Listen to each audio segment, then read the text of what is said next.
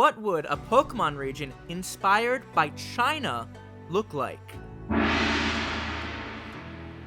With China's rich culture, beautiful architecture and landscapes, delectable cuisine, and diverse wildlife, it would no doubt be the perfect backdrop for a Pokemon region. In fact, I'm really surprised they haven't done it already. I mean, we already have plenty of Chinese-inspired Pokemon that would fit right in.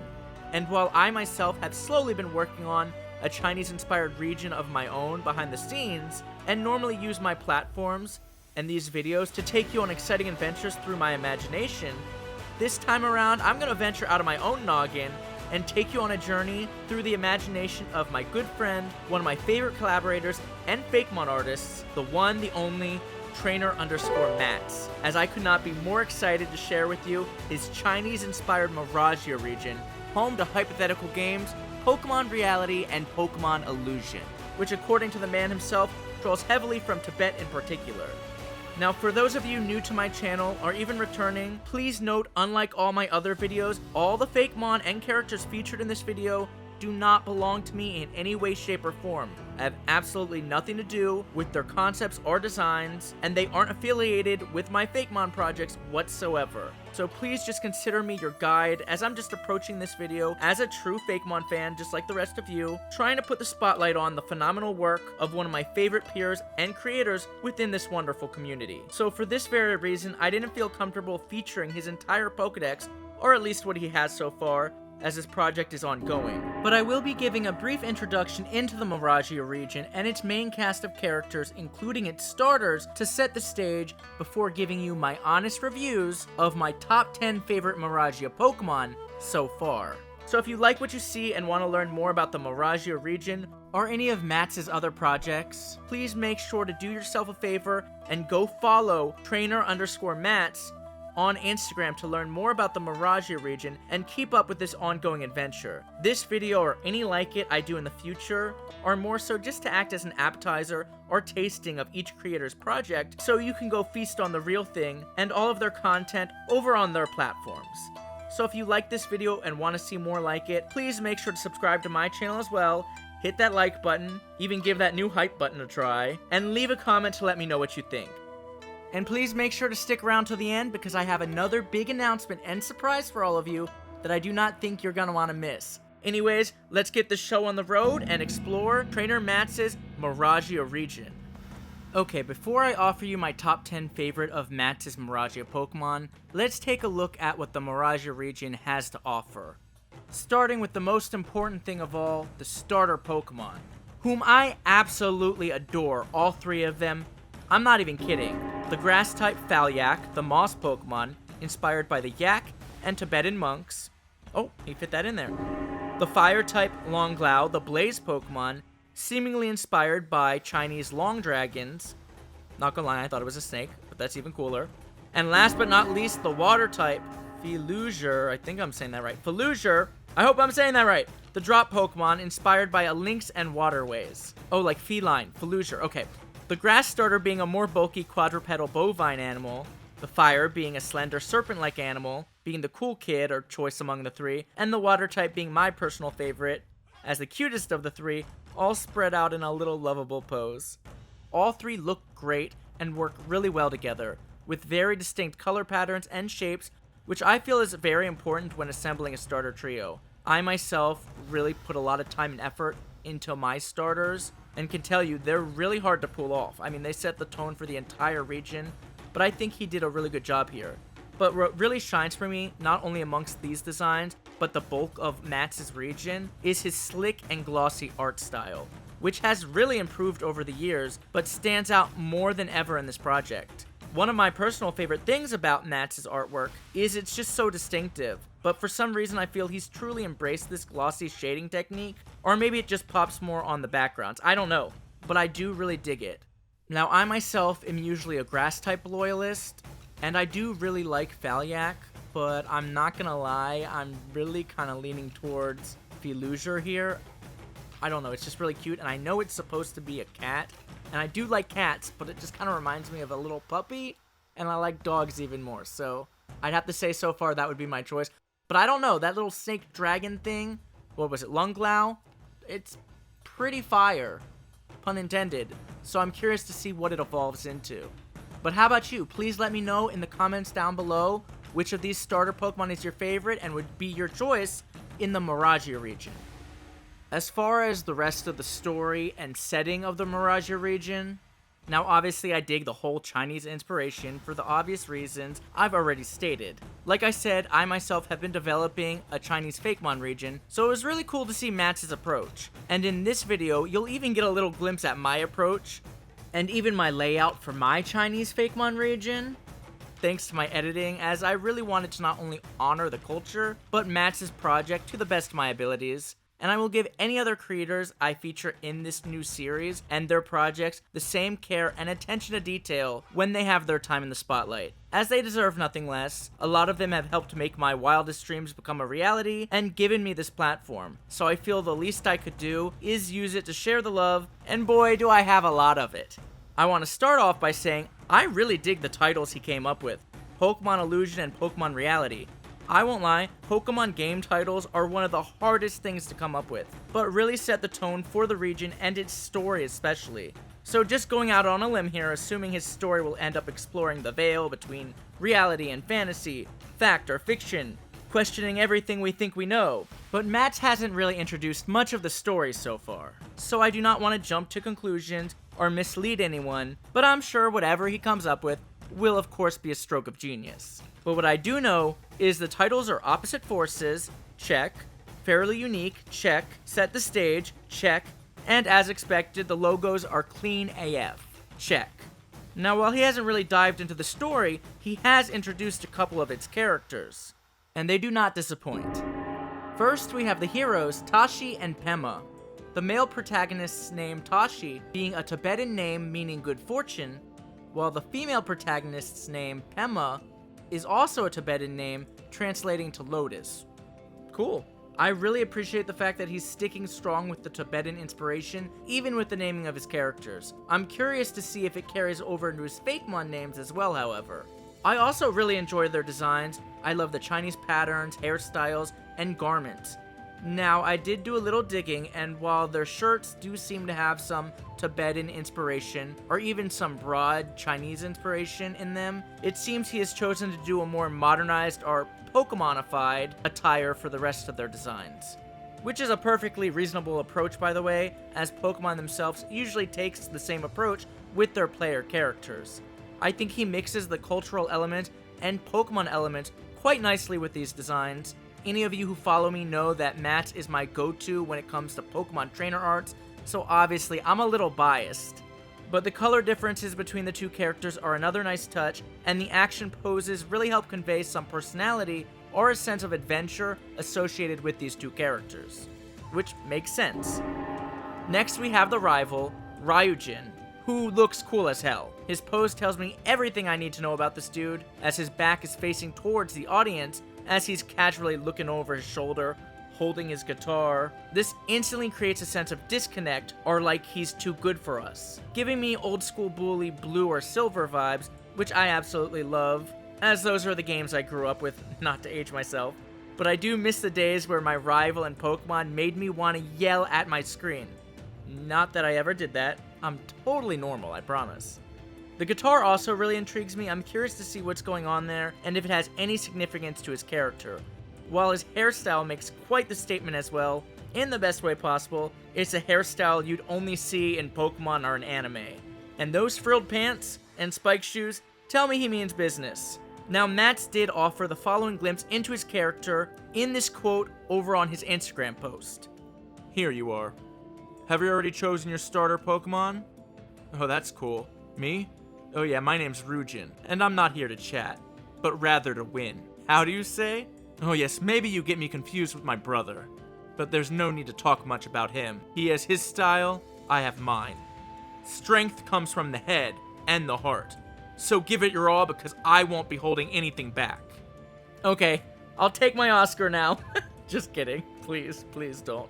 But this does seem to indicate that he does have some sort of brother within the region who seems to hold some sort of higher position or role than him in the story. So I'm really curious to see who that is and what that might be. But my personal favorite of the revealed characters Mats has shown so far is easily the Professor Morris. This design is just peak. The fit, the pose, the beard, the glasses, the cane. I feel like I already know this dude. And it's such a unique take for the professor, but still feels so legit and right at home within this region. I don't know if it's just me, but it's giving Tibetan monk as well, and given what we already know about this region's inspirations, I wouldn't be surprised if that was mixed into the design somehow. But according to Mats' description on Instagram, he is 60 years old and studies the origins of Pokemon. Mats, my man, I need more out of you! Please, give me more! You did such a good job with the little bio for Ryujin. But tell me more about Professor Morris, come on, man. So, I have one last surprise to announce with this new Creator Showcase series for all of you, as I wanted it not only to allow me the opportunity to honor and promote some of my favorite Fakemon creators in this community and their projects, but to offer a chance to my viewers to make their own dream Pokemon, aka Fakemon, a reality. Because trust me when I say there is no greater feeling than seeing your idea be brought to life. Okay, I can think of a couple better feelings, but I know just how much that would mean to a lot of you. So as part of this series, each featured artist has agreed to offer a discount of their choosing to 3 lucky viewers. But hold up now, I'm gonna make y'all work for it, because this generous offer will only be given to the first 3 viewers to name all 10 hidden Mykemon featured in this video. That's right, I decided to sneak my own Fakemon into this video, where you'll least expect them. So I hope you all have an Oculot handy, because the first 3 viewers to contact not me, but Trainer Mats or whatever artist is featured over on Instagram and name all 10 hidden Mykemon in the video will be given a discount on a Fakemon commission. So someone who feels they couldn't normally afford to commission art is given the opportunity to do so at an affordable cost. And trust me, Mats' prices are already very reasonable even without a discount. Not to mention worth every penny. As you're about to see for yourself, for this video, Trainer Mats was kind enough to offer a 20% discount on a 2-stage Pokemon line drawn by, well, him of course, to the first person to complete the scavenger hunt, offering 10% off to the next 2 viewers to complete it. What an outstanding guy. Best of luck to all of you and happy hunting. Okay, now let's finally take a look at my top 10 favorite Marajia Pokemon. Starting off with the adorable, very normal type, Bunbow. Probably not what you'd expect to see at my top spot, or anyone's for that matter, given how simplistic it is, especially looking at just how versatile and ranged Mats is as an artist. But this little guy is just so cute. The perfect design and concept of a bow dumpling mixed with a rabbit merged into one little pile of cuteness. Correction, 3 little piles of cuteness. And boy do I love me some dumplings. I am not even kidding. In fact, most of my friends do the same thing. We always get a bunch of dumplings and split them of different kinds. Anyways, I'm getting off task.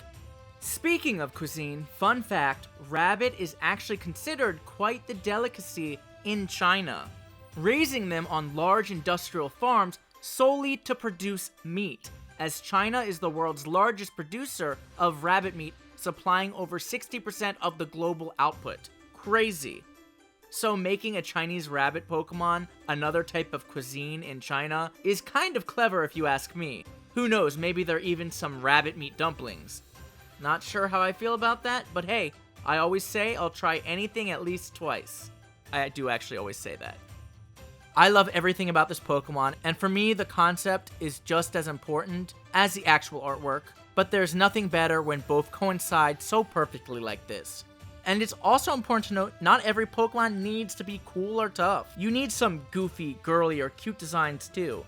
In fact, some of the most iconic Pokemon designs are cute like this. And same can be said for the simplicity of Pokemon designs. I say it a lot in my videos, but many of them, especially some of the most beloved or iconic, are rather simplistic designs. I think that's where a lot of Fakemon artists or creators in general get it wrong. They just go overboard with the designs, to the point where they don't even look like Pokemon. Believe me, less is usually more, and Mats of all people can tell you when I'm working on a design, I usually ask the artist to remove things and simplify the design far more than I do to add something. Anyways, I'm not sure if this Pokemon evolves, but I would totally capture one and try my hardest not to eat it. Thanks, Mats, for developing this little cutie. It was love at first sight, and probably first bite. I could totally see this being my partner Pokemon in Marajia. Once again, if I don't eat it. And no promises, because I do love me some dumplings. Next up in my number 2 spot is Fire Dark type Explolipus. Let me try that again. Exploliopus. Like explode and lapus. Exploliopus. I shouldn't say it, but no, I'm not going to say it. No. Bad Mykel. Anyways, this design is literal fire or dynamite. All the puns intended, as it's obviously a dynamite bomb octopus. I'm personally not sure the dark type is needed, as I can't see where it comes from, outside of its personality or smoke maybe. I don't know. I don't know all the inspirations behind this design. This is just a small nitpick, but I personally don't think all Pokemon need dual types, especially if the secondary typing doesn't add to the concept. But knowing Matt, I'm sure there's plenty of reasons for this decision, but for me it just screams pure fire type, or maybe even fire water type. And this was one of my initial thoughts when I first saw this design and its typing, as much as I love it, so I thought I'd share it with you, but do with that what you will. However, that being said, the design itself is once again fire. The colors, the tentacles resembling ignited bomb fuses, genius. Firebeard, and even the pattern on its body are just so badass. Can I say that? I don't know if I can say that. All the warm fiery colors, the reds, the oranges, the yellows, just look great. Plus, it's a fire kraken. I mean, how cool is that? Oh my goodness. Fire kraken would be an amazing name for it. Like firecracker. Obviously, you would have to spell the fire part differently, like F-Y-R. Okay, whatever. Sorry. I just don't have it in me to say Explolipus. I still can't say it with a straight face, but I do love this design. Especially as it's a nod to and clearly inspired by fireworks, which play such a prominent part throughout Chinese culture. 10 out of 10. I would totally capture this Pokemon if I ever saw it in a game. In the third place is Zionus, which I can only assume is some sort of play on venomous, as I would go as far as to bet my left nut that this design is inspired by the Chinese cobra, also known as the Naja Atara. I don't know how I know that. Actually, I do. I'm doing my own Chinese region, duh. But there's no way in hell I'm gonna be able to top this masterpiece.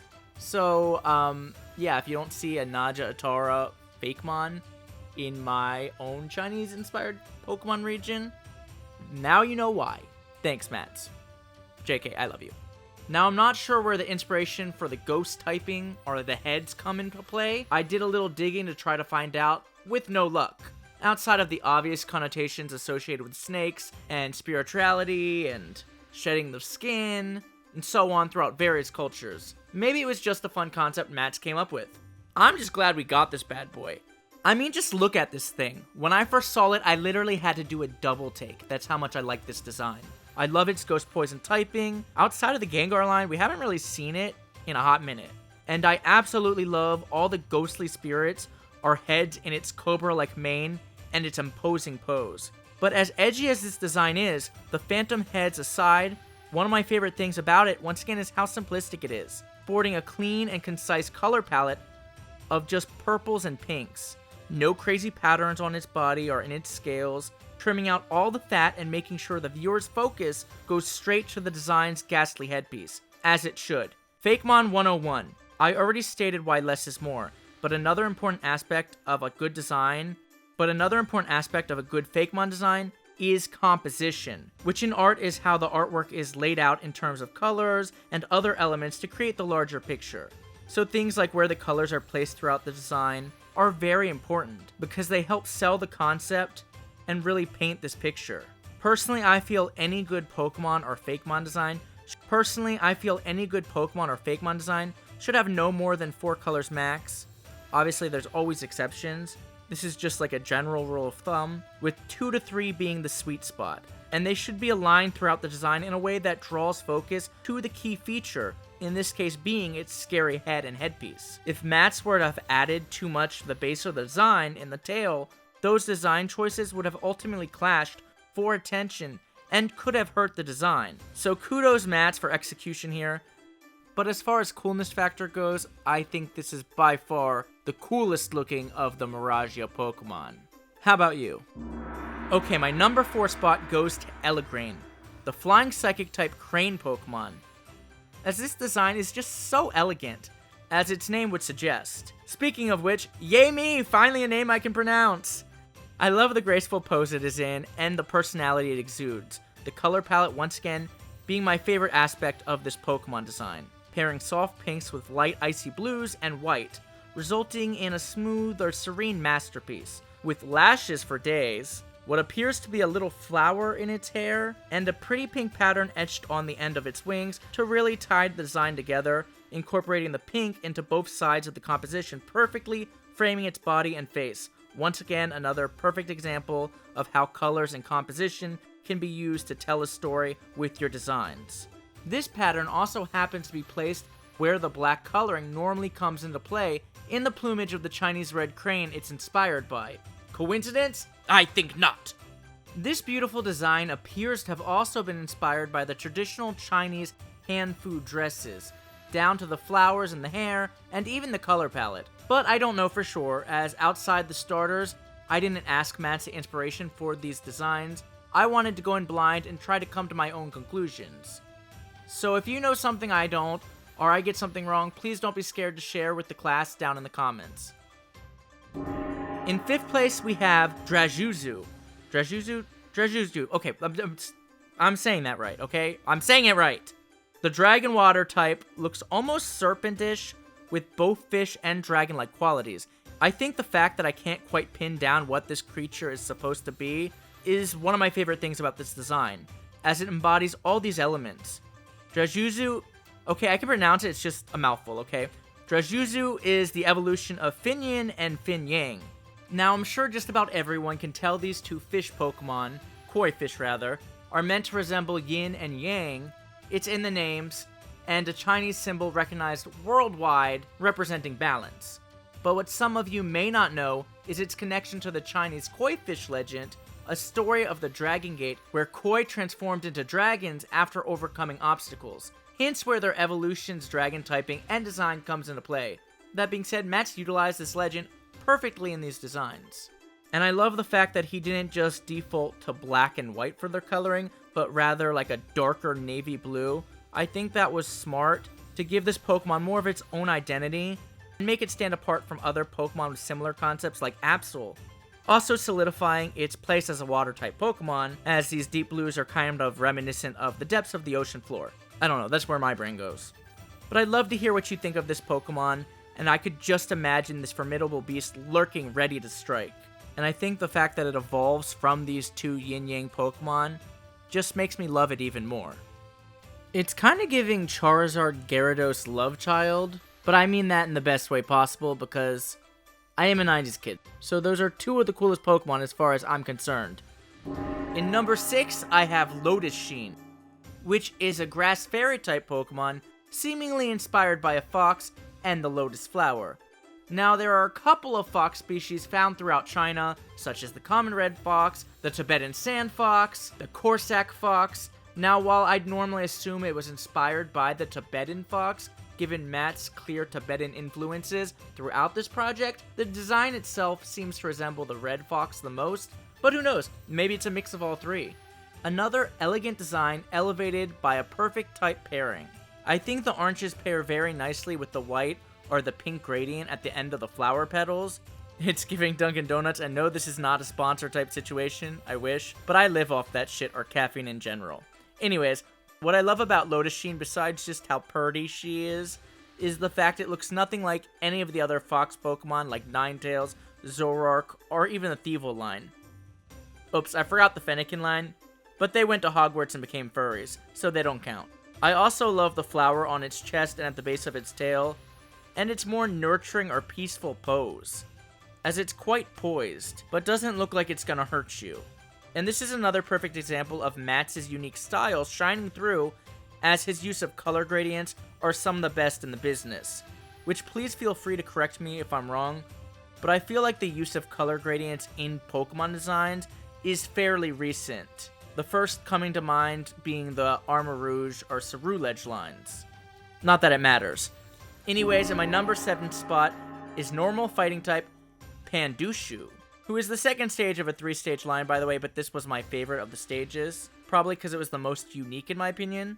It's based on the red panda, I'm sure, and while I know the Beware line exists and has the same inspiration, and there's also the Pancham line, which is already pandas, I think Mats did a really good job with this line, once again at differentiating it. Largely in part to the Cobra Kai-esque battle-ready pose, egging the opponent on, and using the bamboo stick as a weapon. The colors also really help differentiate it, with the rich orange and greens complementing each other nicely, with just a pop of white in the face, once again making the most of color composition to bring our eyes, as the viewers, straight to its face, and shortly after, I'm sure you'll either notice either its hand signal, if not the bamboo stick it's holding. But making its face the centerpiece of the design was a very clever decision on Mats' part, as its pose and even hand gesture could easily be misconstrued without that bring it on facial expression Mats gave Pandushu. And back to color composition, if he were to put white anywhere else in that design, you wouldn't have got that same effect drawing you to the face, really helping to sell its warrior concept and fighting typing. Now my only nitpick is how skinny it is, as I don't know, I'm used to pandas being more round and pudgy, not on Ozempic, but given its warrior concept, I can respect this decision, and he makes it work. Now my ape spot goes to his clever regional evolution of his Neko Cat inspired Meowth, which for those of you who don't know, Meowth itself and its signature coin or move Payday were already inspired by the Neko Cat. So it's cool to see Mats expand even further upon that concept and tailor it to his region. Regional Meowth being of the psychic typing, as I think it's just so clever, and its evolution, Persperity, makes it that much better. First off, the name Persperity is perfection. Second off, who doesn't love a friend-shaped Pokemon? The Neko Cat pose and coin-like pattern on its joints are a nice attention to detail and another stroke of genius. But nothing is more impressive in my opinion than him turning the coin on Meowth's head into a giant Neko Cat collar. Mwah! Chef's kiss. These are the type of clever concepts and designs I love to see executed in the Fakemon community. The ones that make me go, damn, why didn't I think of that? As far as I'm concerned, that's the greatest compliment anyone could ever give me, and it's the greatest compliment I can ever give anyone else. Sorry I'm so talkative tonight, I literally just downed a monster and took an Addy, so please bear with me. My 9th spot goes to Lampeat, a Fire Psychic Lantern Pokemon. Scratch that, a Psychic Fire Lantern Pokemon. This Pokemon just feels like a no-brainer for a Chinese-inspired region, as it's just such a big part of the culture. I'm curious to know the reason behind its Psychic typing, especially above its Fire typing, but I feel it makes sense as I'm assuming it's related to the spiritual symbolism behind these lanterns and their festivals, but I'm not quite sure to be honest. I'm gonna have to ask Mats. Not gonna lie, the first time I saw this design, I thought it was a regional or convergent Drifblim, but I'm kinda glad that's not the case because that's actually the route I was planning on going with my own Chinese region, the Minglu region. The colors, while almost identical to the color palette of the Exploliopus line, work really well.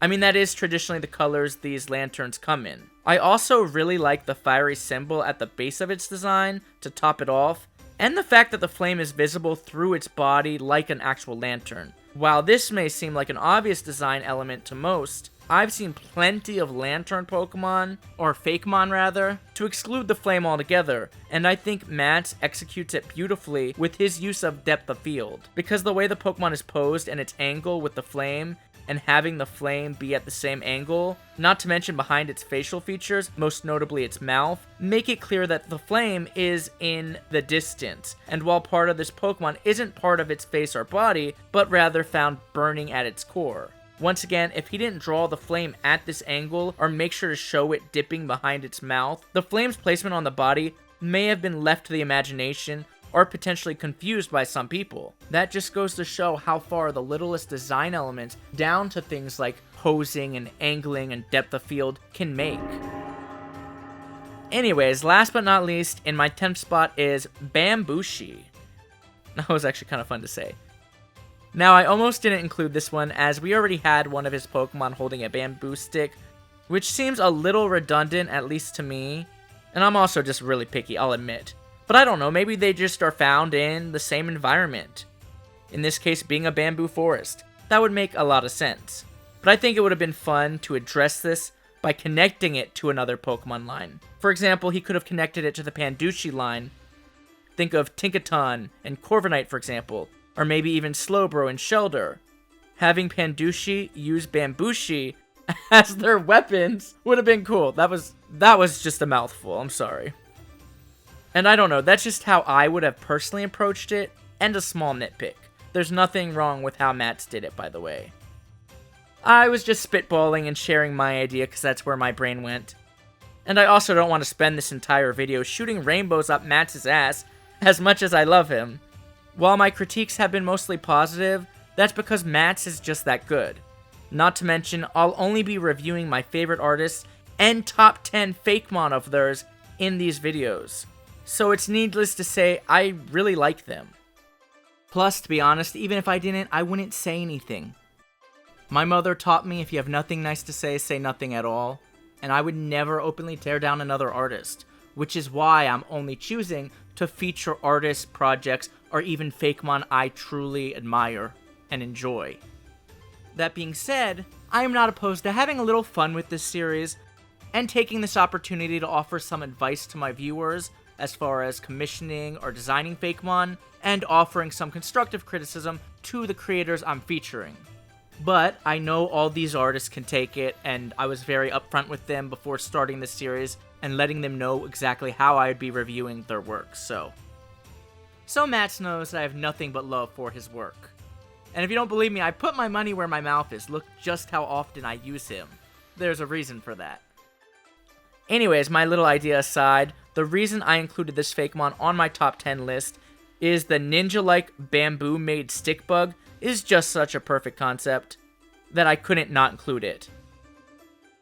That being said, I know it's been done a handful of times in the Fakemon community already, which is part of the reason it's a little lower, which is a part of the reason it's so low on the list.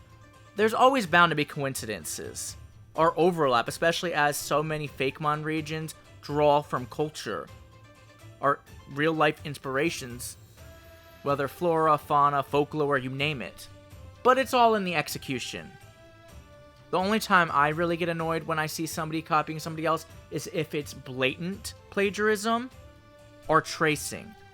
But even amongst all the stick bug or bamboo Fakemon I've seen in the Fakemon community, I've never seen this approach before. At least not done this well. This design is just so solid, with its stealthy ninja pose and earthy colors with the greens and yellows.